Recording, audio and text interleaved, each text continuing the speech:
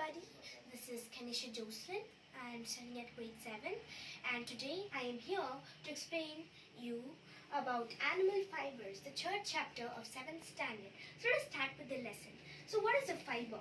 A long, narrow, flexible thread which is obtained from a natural or artificial substance. So what is a natural, artificial and animal fiber?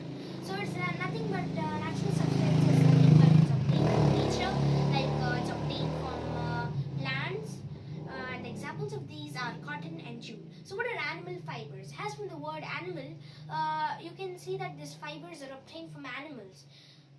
And these type of fibers are known as animal fibers. So what is artificial fibers? Artificial fibers are nothing but they're man-made fibers. In other words, we can say that they're human-made fibers. So examples of these type of substances or fibers are rayon and nylon. And these materials can also be done with lot of chemicals, dyes, bleaches, detergents, acids that can also be harmful to our skin. So in this chapter today you will learn more about wool and silk, which are animal fibers, in detail. So let's start with wool. What is wool? Wool is nothing but it's obtained from wool yielding animals such as sheep, goat, Angora rabbits, Kashmiri goat, camels, yaks, right? Yes. So let us talk about in the prehistoric time, men used to cover their bodies with the skin of these animals. So let's start with wool yielding animals. So let us first go with sheep. Sheep, as a producer of wool, as all of us know from first standard, right? It's common. So you have never heard about like wool. The sheep has two types of hair. One is the outer coarse hair, and one is a wool. It's just a true wool. So this outer coarse hair is known as skin, and this true wool which is obtained is from which we obtain our woolen clothes like socks, gloves, mufflers, right? Yes. And nowadays some domestic breeding and everything, most of the sheep have long hair, like they have exclusively true wool. In the earlier times, I told you there were two types of hair. One is the outer coarse hair and one is the soft silky wool, that is known as the true wool. But nowadays, selective breeding and domestication has brought most of the long hair breed sheep. Okay, next let us go to Kashmiri goat. So Kashmiri goat, I think you're not familiar with this one. So these goats are mainly present in the Tibet, China, in the mountainous regions of Tibet and China. Okay, so high quality of Kashmiri. So it's a Kashmiri goat and its wool is known as Kashmiri. So Kashmiri, high quality Kashmiri is done by dehairing and combing the fiber from the animal, that is a Kashmiri goat. And next let us go to Angora rabbits. What are Angora rabbits? I think you're not familiar with this one. So it's no problem, I'll tell you what this animal. So Angora rabbit is a rabbit, but it's not like other rabbit. It has a soft fiber which is done by combing out the fiber from this animal, and then it is converted to yarn, thin strands, and then it is used to make us sweaters. So that is known as Angora wool. So yaks, I think you're familiar with this. Some of you might have been to the places like Jammu Kashmir, where you see some animals which are familiar to buffaloes. So they're not buffaloes, they're just called yaks, but they're similar to buffaloes. Okay, we obtain wool from these animals, and even they have outer coarse hair to protect them from the cold season, and under their body there's a silky soft wool from which we obtain wool, and which in Jammu Kashmir they make nice sweaters, mufflers, and they stay cool and good, right? Warm, yes. And this wool color can range from black to brown. Next let us go to camel.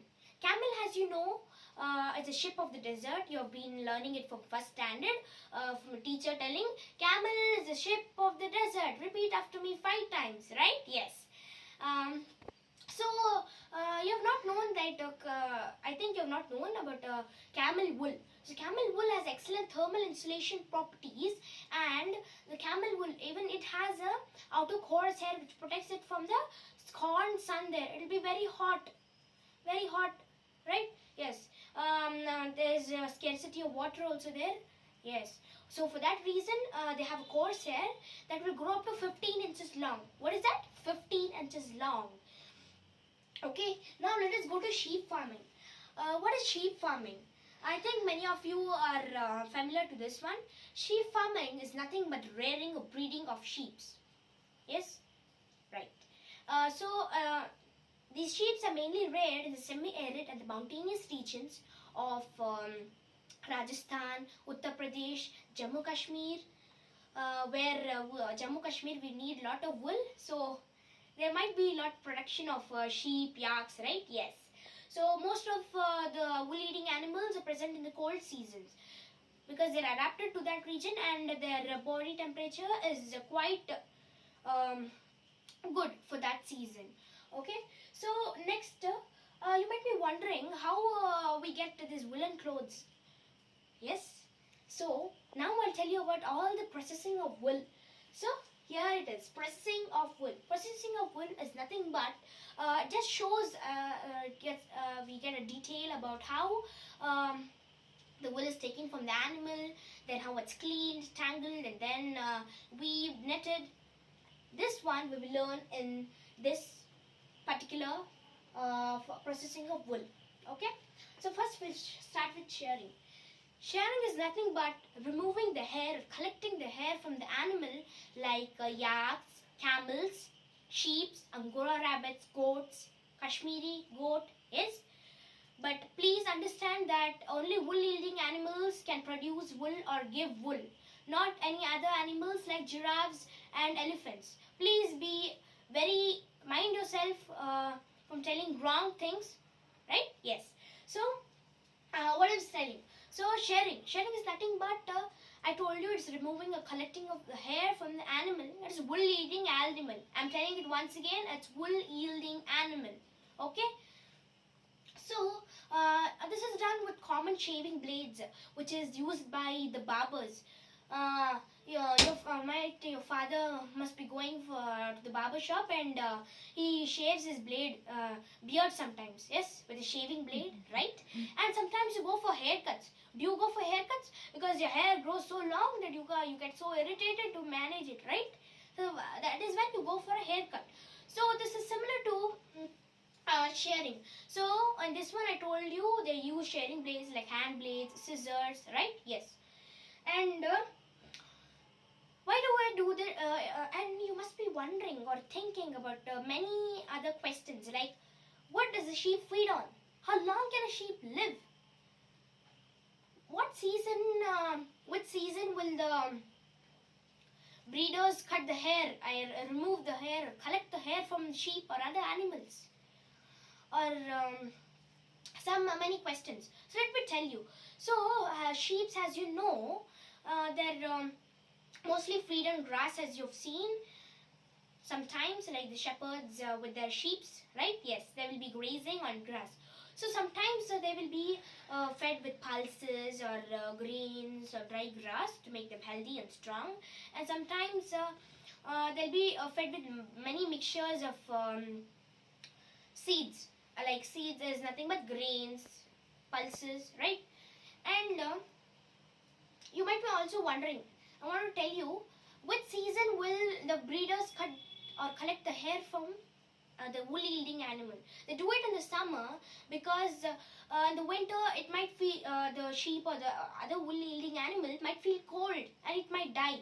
So the shearing is mostly done in the summer season, which allows the sheep to grow back hair when the winter arrives. And a sheep can live up to 11 to 12 years. So in the shearing process, you might be wondering how many kgs or how many grams one sheep can produce. So it can vary from 1 to 3 kgs of wool from one sheep. So I think we'll have a lot of wool, right? Yes, which is very helpful to us. We should always be thankful for these animals which are giving their wool for us and protecting us from this cold seasons, like this rainy season which is going on now, and it's very cold out, right? Yes. So Next, let us go with the next step, that is scouring. So scouring is nothing but when the shedding process is done, they obtain the wool, and that wool, I think it'll have lot of dust, grease, dirt, right? They have to wash it out. So that process is called as scouring. Scouring is nothing but taking the wool and wash that's corn wool and washing it in hot water, detergent, and some alkali like soda, which removes the dirt, grease, and dust from the wool. And then it's ready to prepare your sweaters, right?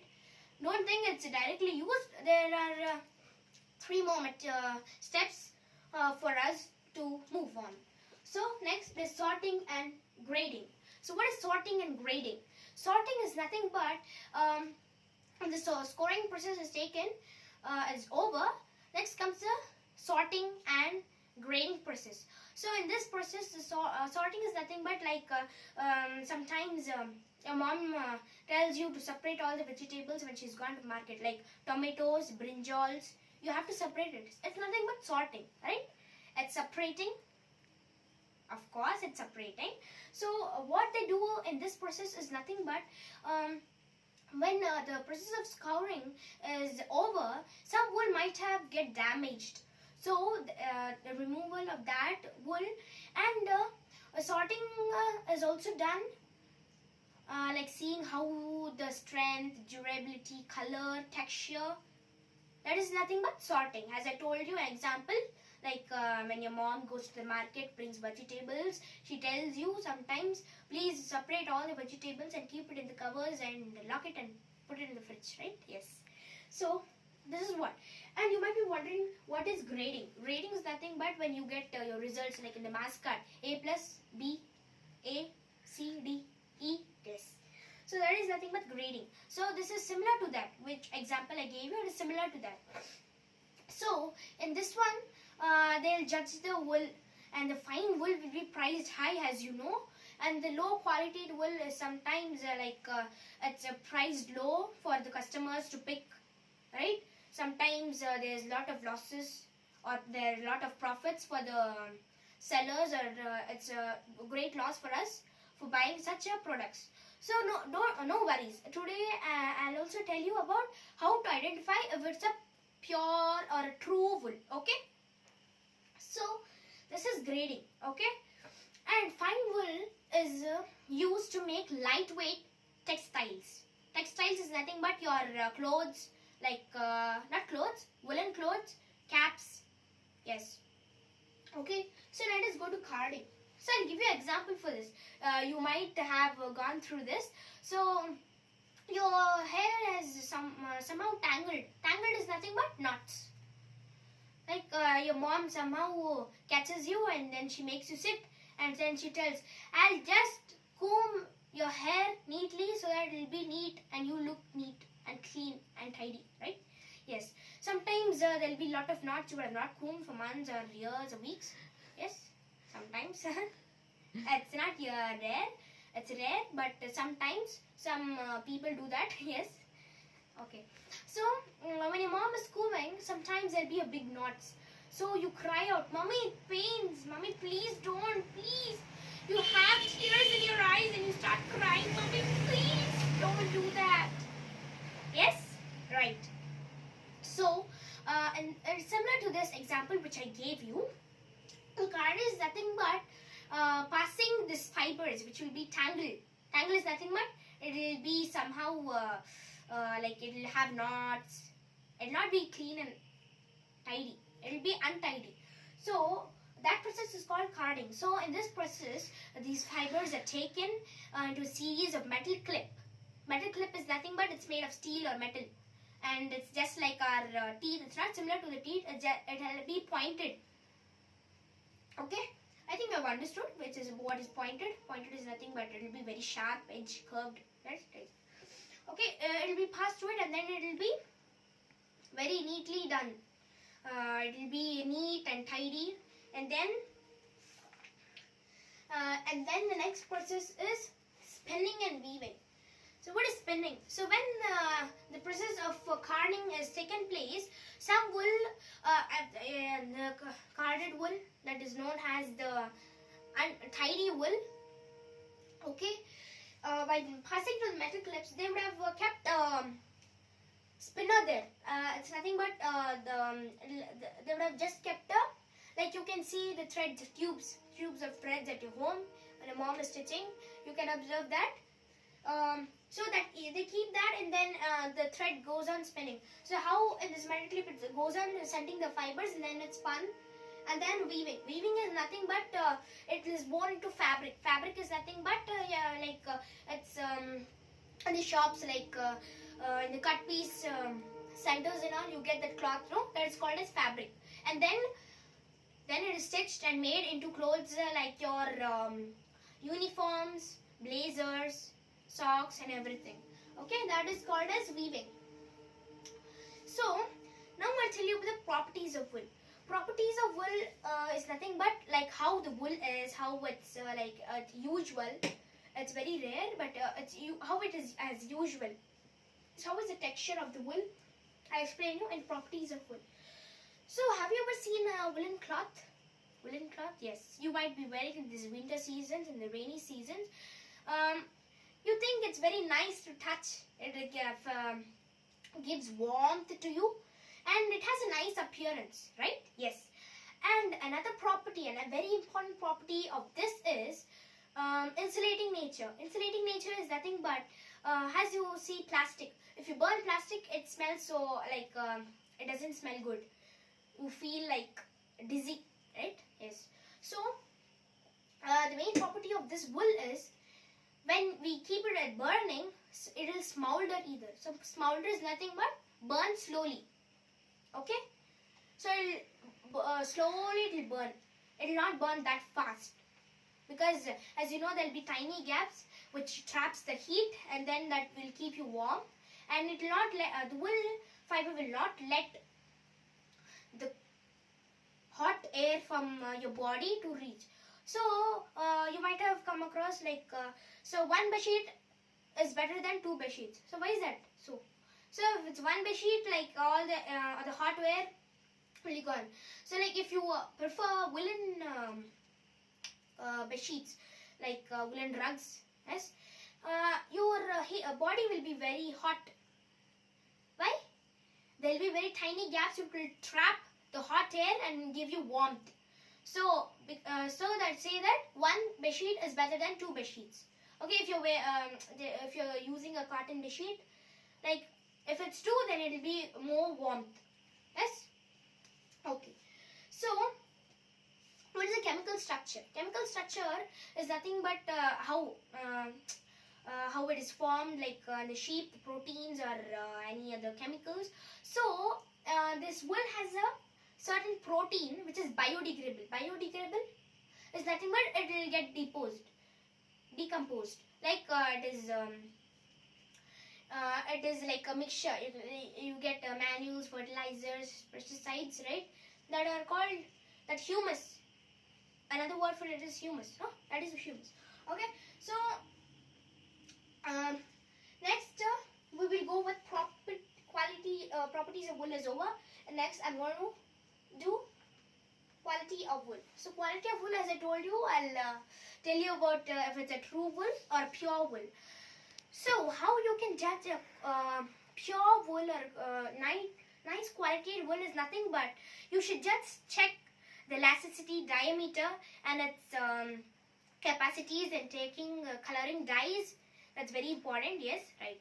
So it's very important, and you should also see the diameter, circumference, and how long can it stay, how durable it is, how tough it is, how flexible it is, how warm will it keep it, how is it insulating properties. So this is how you can find a pure or a good wool or a nice quality wool.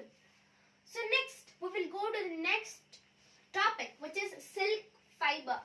So many of you might have visited some silk fiber industries. Yes, you might have seen some white moths, the female moth or the silkworm. You might have seen a silkworm, which is nothing but silk. It's very soft. You like touching it. Oh, it's very soft. So that is how silk is. I think you might have worn silk clothes, or your mummy would have worn for some function silk saris, and they look so beautiful, right? You tell, "Mummy, you look so pretty and beautiful." Yes, right. So this beautiful creature which produces silk is known as it is silk fiber. So what is the history of silk? So you might be wondering who invented silk. It's nothing but China. Everywhere China, laptop, cycle, everything is China. So you have already registered in the mind like it's made in China, right? Yes. So the history of silk is nothing but China found out the first production of silk. So it's not in the textbook. I'll tell you how silk was invented. So there was a queen or empress or a princess named Xintun. Okay, it's a very tough word. Hitstun. It's very difficult to pronounce because the Chinese names are it's not like an Indian names like Ramdev or something like other names. So it's a little difficult to pronounce, but if you are practice, then it will come. So Hyunsun was a princess or emperor known as Hyunsun. So one day she was wondering, or she was thinking about something and sipping down a coffee or a tea. Okay, and suddenly when she was turning here, something plopped in her tea. She was very curious. What is this? She peeked out, and then she saw a silk cocoon. Right, it started giving out threads. Like as you know, the silkworm. I'll tell you about the life cycle of a silkworm, and it's just a story of how it was invented. So the fibers or the threads started unwounding. Okay, and then she looked at this. She wanted to pick it up, but she thought, "Oh no, it's okay." Then she called two of her there'll be ministers, right? She called two of her ministers and she asked them to find out what this is or what is that cocoon. So after so many researches, they got to know that it can be made into a cloth. So they made it a cloth, and then they went to the princess, that is Hyunsun, and showed it to her. And then she got an idea of making nice silk dresses, or your mummy's silk saris were invented from that time. So you know that China is nothing but it'll start hiding everything. Like the country is like that. If something is discovered, it will keep it as a secret for so many years, months, BCCs, right? Yes. So they kept it a secret for 3000 BC. 3000 BC, they kept it as a secret, and they did not want anyone to know about what this beautiful material is. Right, and that is the history of silk. And present day, if we have started producing silk, even in the present day, China has the largest production of silk because it was the first inventor of silk, right? Yes. So I told you. Now you have heard about silk fiber, like it's a print from silk. Have you ever heard about spider silk? No, right? But it's in your book. So it's in the Wonder Box. You can go through it. So it says that even the spiders produce silk, which is like it will be very lightweight, and it's used to make lightweight products. And how it secretes is it will secrete it as a paste, and then when it comes to contact with the air, and then it turns into a web. Like you see cobwebs everywhere. You get so irritated. "Mummy, see this cobweb? It's on my head. Mummy, mummy." Yes, you scream when you see the spider's web. So that is how they do. It's very difficult for them to do that. So sometimes you you just pluck it out, right? But it's very difficult for the spider to make one web. Okay? And the silkworms were getting they were not production of silk was more. So Louis Pasteur, scientist, he discovered, and another scientist with him, I don't know his name, you can search it. So they invented rayon. Rayon is nothing but is made from the wood pulp or cellulose. Cellulose, you know that, right? Right. It's a plant fiber, and from that was done the first silk rayon. It is artificial fiber. So as told you in the earlier when I was starting the lesson, artificial fibers is nothing but rayon and nylon. Okay. So now let us study about the life cycle of a silk moth.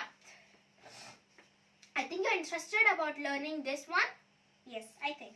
So silk moth has to undergo so many stages or life cycles, and here there are 4 steps in a silkworm's life or a silk moth's life to become a cocoon.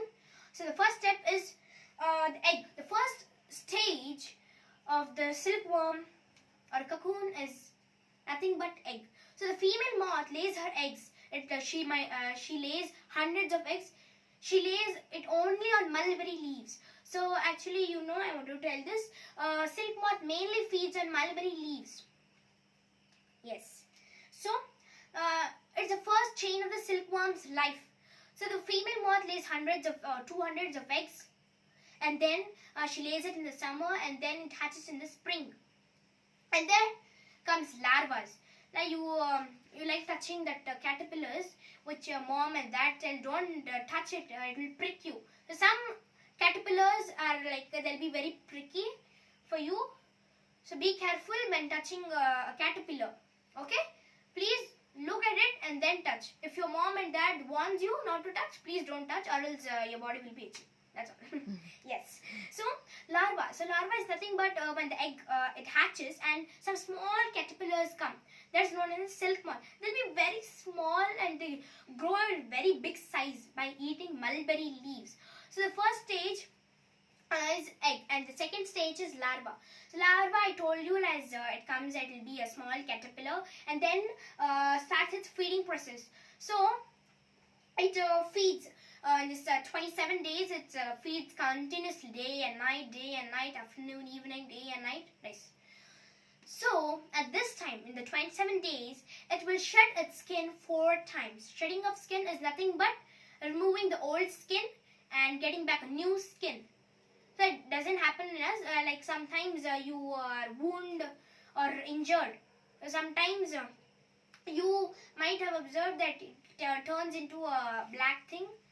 Yes, that appears a new skin. Okay, it's that way. So this process is called as molting. The shedding of the silkworm is known as molting. The shedding of the skin of a silkworm is called molting. I'll repeat it once again, molting. Okay, so and then after 27 days, it will be its tummy will be full and it will be this big. It will be only very small insect, and then it becomes this big. It will be very fat, chubby, plumpy, and then you will like to touch it. It will be very soft. Yes. So that is how silk is very soft. And you might have touched silk. You might have not touched a silk moth or a silk cocoon or a silk worm, but you might have touched your mom's silk saree. How soft, smooth it is, right? Yes. So that way the silkworm will be very soft, smooth to touch. Okay. So the next stage, the 4th stage, the 3rd stage is pupa. So when the caterpillar or the silkworm is fed, or its tummy is full and plumpy, then it will stop feeding. After 27 days, as I told you, it will stop feeding, and then it needs some rest because continuously it will be eating mulberry leaves and it needs some rest. So that time it will hang on a tree and start building a cocoon. That is how we get silk fiber, right? Yes. So they wound it like in a cocoon-like shape, like as you might have seen. These cocoons, it will be very soft, smooth to touch, as I told you. So they turn into cocoons, and then the 4th stage is nothing but silk moth. Silk moth is nothing but, as I told you, the female moth or silk moth. Okay, so it turns into a silk moth. After some days, it comes out of the cocoon and it's a moth, and the cycle begins again. Like again, the female moth lays its eggs, then larva, then pupa, then again silk moth, then they continue like the water cycle. This cycle continues. Okay. And now you might be wondering how silk is produced, like your mom's silk saris, right? Yes. So processing of silk. Now I'll tell you about processing of silk. Processing of silk is we have to not let the cocoon mature. Like it should not turn into a silk moth. So we obtain silk fibers from cocoons. Be clear with it. We'll not obtain it from a silk moth. We'll obtain it from a cocoon. So to get the silk fibers, the people breed, they put it in hot water so that the worm inside it will be killed, and then it's used to, that cocoon is then used to make the silk fibers. So this process of dipping the cocoon in hot water is known as reeling or filiature. What is that? Reeling or filiature. Okay, so this they soak 4 to 8 cocoons at a time, and then that is how. And then after that, they take out the cocoons, and then the threads comes out, and then the hand they twist it, and then there's a single strand, and one strand can that strand can constitute one silk yarn. Okay, that threads, making of the threads, and that can produce a silk yarn, and that is how we have our clothes knitted, like your silk saris, your mom's, not yours, your mom's. Okay, you will also wear one day when you are big enough, like when you are a woman, right? Yes. So for sometimes you would have your mummy would have made you wear the silk saris, right? Sometimes for function or some acting dramas, right? Yes. Okay. So next, as I told you, like then it's twisted and made into a single yarn, and then it's given to weavers, and they weave into a fabric. Like I told you, the cut piece centers, there we get clothes, and then it is woven into your clothes, and then it's sold, and then you get the clothes, and then you wear, and be very happy. Jumping, yes, right. So this is very long process of making silk, and as well as wool, right? And we have to thank all these wool-eating animals and silkworm for giving us such warm clothes as you like them. Yes? Okay. So, next we'll go to, I've explained you the processing of silk. Now, let's go to quality of silk. So, quality of silk, as I told you, quality of wool. So, sometimes you might get confused, like how to select a good quality silk. So, I'll tell you, sometimes your mom will be confused which silk saree to take. I'll take this. No, I'll take this. Yes, right? Yes. So, I'll tell you the quality of silk. The quality of silk depends on the mulberry leaves fed to the silkworm, type of silkworm, then the cocoons, yes, pupa, silk moth, then finishing of the thread, and then weaving, and then knitting, and then your clothes. Yes. So it's a long process how to identify quality of silk, right? And now let us go through the health hazards of wool and silk industry. So the people or the persons working in the wool and silk industries have to risk their life for many sorts of allergies, skin cancers, liver allergies. Yes, they work so hard for us. That is how we get our silk clothes ready. Okay, we should also be thankful for these people who are working for us to produce silk. So let us start with health hazards, occupational hazards of wool and silk industries. So let us start with occupational hazards of wool industry. So occupational hazards of wool industry is nothing but, as you know, some occupational hazards like skin allergies, so many other problems. So let us start with the first disease. This is known as the Sother disease or anthrax.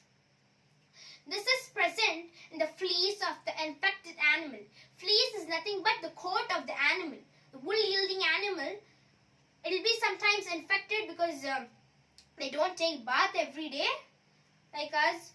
We do bath every day? Yes, we of course do, because we'll be stinking sometimes like dirty pigs. Yes. So there'll be some bacteria called Bacillus anthrax, which is a very infectious disease, and the main people who get infected with this disease are the shearing process. The people who do the shearing process or the collecting of wool, as I told you, they are in much risk of getting infected by this disease. Another disease is allergies. Like they'll have allergies in the airways, like in the lungs, skin allergies, irritation of eyes, skin. Okay? So these are the occupational hazards of wool industry. And next, we'll go to the occupational hazards of silk industries. So, compared to wool industry, silk industry has a lot of occupational hazards. Like I told you, reeling. Reeling is nothing but putting the cocoons or dipping the cocoons in hot water. So the people who do these kinds of work, their skin might turn soft. Like as we work, your moms do, they'll be brooming. Their hands will be quite tough, but there'll be always contact with hot water. Okay, the hands will always be dipped in hot water. So, the continuous contact with hot water can cause burns or scalds very easily. So, you might have seen your grandma's skin, it's very soft, and the major cuts also, it will be very big. Because her hand or skin is very soft. Even your grandpa's. Yes, it turns that way, and it can cause burns. Burns is nothing but like there'll be continuous contact with hot water, and once again when they try to touch hot water, it will cause burns. Like sometimes our mom sometimes cuts her hand, or sometimes get the cooker. Yes, she gets burns there. Yes, so that is how it happens. And scalds is nothing but, as you know, it's common. Okay. And then another I told you, you like to touch that silkworm or silk moth, but it's very dangerous. So the silk moth or the female silk moth, as I told you, it will have some proteins. Okay, some proteins which can initiate asthma. Asthma, as you know, it's a very dangerous disease. It can cause breathing problems, as you cannot be able to breathe. Right? They have to go that problems, and then they have to, many of the dyes and colors from the silk fibers, to color the silks, no? And I forgot to tell you another point. So you for the quality of wool, how to check is, you have to be sure it is able to take coloring dyes. It can take any type of colors: orange, red, pink, blue, purple, black, right? Right. And again, let me revise the properties of silk. Once again, has this disease comes in that one. The property of silk has, you know, texture. Texture is very soft, smooth, as I told you, and it's the strongest natural fiber. Strength is the strongest natural fiber, and it's capable of in coloring dyes, and insulating nature is very good. You can use it in the warm season, it's a colder season, like it's warm in the summer, and cold like in the winter or rainy season. Okay, so even silk has an ability to take up coloring dyes, like many types of dyes like pink, blue, as I told you. So let me go back to the health hazards of wool and silk industries. Okay. So these coloring dyes and these chemicals can make their hand or their skin, eyes, it will start irritating them. Like they feel like scratching. Right, because the chemicals or acids, as you know, if you touch one acid, it's very strong. It can cause sometimes burns, or it cause some cuts, or it's common. So they have to undergo all these problems, and then they make a silk or wool. It's very difficult for them to undergo this type of processes, and we should be very thankful to them also, as I told you. They were very important to us, as because of them we are able to get cotton clothes or jute clothes or our mats, carpets, our woolen clothes, your mummy's saris, your uniforms. Yes, we should always be thankful for this, and the worms and the animals also. Okay, so to protect all these diseases, like these health hazards, as I told you, in the wool and silk industry, this is very dangerous. So to protect these, they can be very careful with personal hygiene, good washing facilities, practically shower baths, and which is very practical. And personal hygiene is very important for them, and it should be made sure that every industry, every wool and silk industry should contain all these safety measures and should protect the people who are working for us. Yes, and here I will end the lesson. Thank you.